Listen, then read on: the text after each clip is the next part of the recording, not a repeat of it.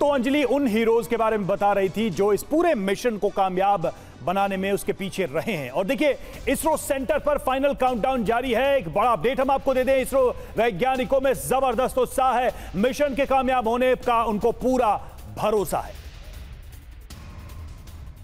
वही लैंडिंग पर एक और बड़ा अपडेट सामने आ रहा है। पहली साइट पर ही लैंडिंग जरूरी नहीं, जी हां, अंतिम क्षणों में भी बदल सकती है जगह। खतरा दिखा तो आगे बढ़ जाएगा लैंडर। जी हां, यह जानकारी सामने आ रही है। सतह देखकर दूसरी साइट तय करेगा लैंडर। अगर उसे खतरा महसूस हुआ तो एक अलग जगह भी तलाश कर सकता है लैंडर, यह जानकारी सामने आ रही है। लेकिन यह सब आखिरी क्षणों में होगा, जब ऐसी कोई स्थिति पैदा होगी तब।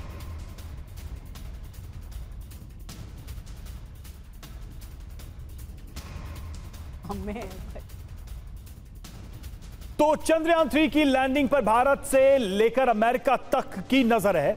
ऐसे इसलिए क्योंकि चंद्रयान 3 की सक्सेस भविष्य में चांद पर होने वाले मिशन को दिशा देगी। ऐसे में चंद्रयान 3 के पावर हाउस को जाना बहुत जरूरी है। TV9 भारतवर्ष ने अपने 3D मॉडल पर यह खास जानकारी आपके लिए तैयार की है। जी हां, ये चंद्रयान 3 का विक्रम लैंडर है, जिसे आप देख रहे हैं इस वक्त, जो मेरे बिल्कुल पास है, क्योंकि ये हमने बिल्कुल उसी के प्रोटोटाइप के हिसाब से ये मॉडल बनाया है, ताकि आप समझ सकें कि एक्चुअल में विक्रम लैंडर है कैसा, दिखता कैसे है, साइज क्या है। और जो रोवर प्रज्ञान जो चांद तक जाएगा, ये लैंडर उस रोवर प्रज्ञान को चांद की सतह पर लेकर जाएगा। इसका वजन, यानी लैंडर का वजन की बात करें, 1726 किलोग्राम है। इसमें साइड माउंटेड सोलर पैनल लगाए गए हैं। ये आप देख रहे होंगे सोलर पैनल हैं, जो कि 738 वॉट की पावर जनरेट कर सकते हैं। वहीं प्रज्ञान रोवर की बात करें, जो चांद पर डेटा इकट्ठा करेगा, वो आप देख रहे हैं दूसरी तरफ प्रज्ञान, और इसका वजन 26 किलोग्राम बताया जा रहा है। हल्का है और ये मूव करेगा चांद के सरफेस पे, और ये 50 वॉट का इलेक्ट्रिक पावर जनरेट कर सकता है, क्योंकि इसमें भी सोलर पैनल लगा हुआ है। तो ये दोनों, यानी कि लैंडर और रोवर, हम आपको दिखा रहे हैं आपके सामने, और इनमें कौन कौन सी विशेषताएं हैं ये भी बता रहे हैं। अब 3D मॉडल पर चंद्रयान 3 के विक्रम लैंडर की कुछ खास बातें भी हम आपको समझाने की कोशिश करते हैं।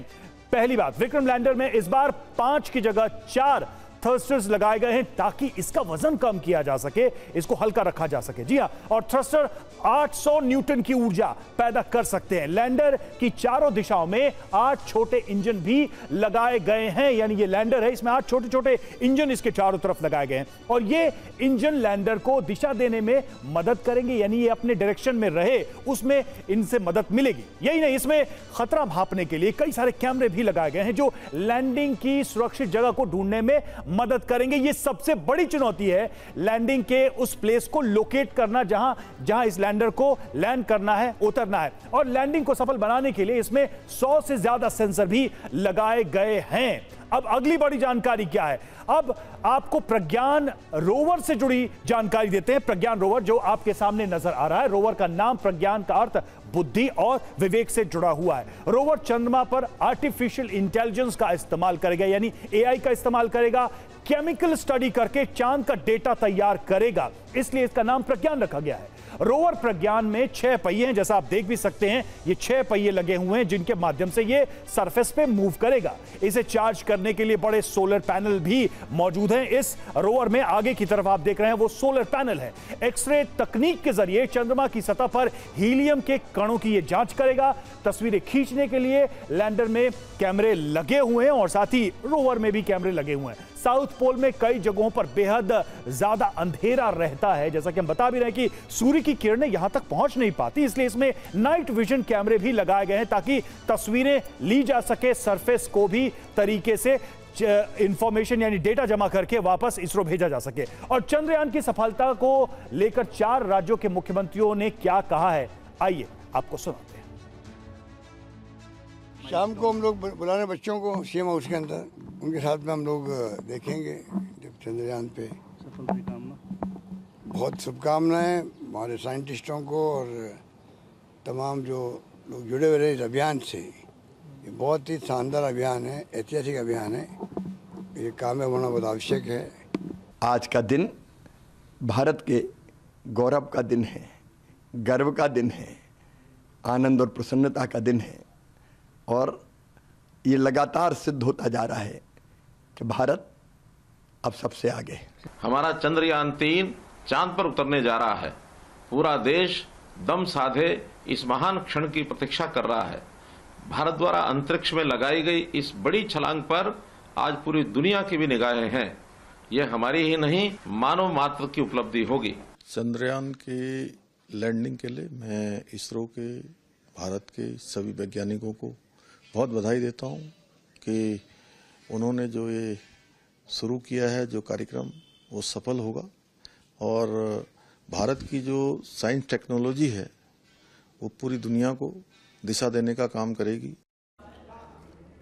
तो चंद्रयान-3 की चांद के दक्षिणी ध्रुव पर सफल लैंडिंग होती है तो भारत अपने नाम ये कीर्तिमान दर्ज करने वाला पहला देश बन जाएगा। लेकिन ये संकल्प चुनौतियों से भरा है। कैसे है, अब ये जान लेते हैं, इसकी जानकारी आपको दे देते हैं। साउथ पोल पर लैंडिंग मुश्किल इसलिए है क्योंकि ये बेहद रहस्यमयी जगह है। यहाँ सूरज हमेशा क्षितिज पर होता है, परछाई बेहद लंबी बनती है, रोशनी में भी सतह पर साफ साफ नहीं दिखाई देता है। लैंडिंग के दौरान बेहद धूल भी उड़ती है, सेंसर और थ्रस्टर खराब होने का डर भी रहता है। कैमरे के लेंस पर धूल जमने से मुश्किल आ जाती है और सही दूरी का पता लगाने में भी कठिनाई संभव होती है। जबकि लैंडिंग मुश्किल होने की दूसरी वजह है चांद पर वायुमंडल ना होना। इस वजह से पैराशूट लेकर उतर नहीं सकते। नीचे उतरने के लिए थ्रस्टर्स की जरूरत भी पड़ती है। थ्रस्टर्स के लिए भारी मात्रा में ईंधन जरूरी होता है। सीमित ईंधन होने से गलती की गुंजाइश नहीं होती है। इसके अलावा चांद पर कोई जीपीएस भी नहीं होता है, जिसके चलते लोकेशन बताने वाला सैटेलाइट काम नहीं कर पाता है। ऐसे में लैंडिंग की सटीक पोजीशन पता लगाना बेहद मुश्किल हो जाता है। और चंद्रयान-3 की लैंडिंग को लेकर स्वामी रामदेव ने कहा है कि 140 करोड़ देशवासियों के लिए गौरवान्वित करने वाला पल होगा ये। चंद्रयान-3 की सेफ लैंडिंग हो, इससे भारत का गौरववर्धन हो।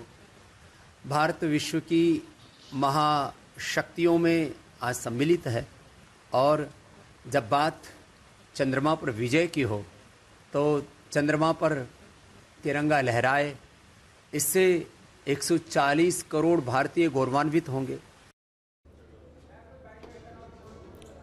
एक और बड़ी जानकारी आपको दे दें, मिशन चंद्रयान-3 के तहत अहम सवाल यह भी है कि क्या यहां सफल लैंडिंग के बाद जीवन की खोज वाला खजाना मिलेगा जो तलाश नई संभावनाओं को भी जन्म देगी। उनमें पानी होगा जो अपने आप में चांद पर जीवन की खोज को नई दिशा देगा। कहा जा रहा है कि चंद्रयान-3 पानी की खोज करने के लिए भी गया है। ये एक बहुत बड़ी जानकारी अगर सफलतापूर्वक लैंडिंग होगी तो। और इसके अलावा वो सोना भी होगा जिसके बारे में भला कौन नहीं जानता।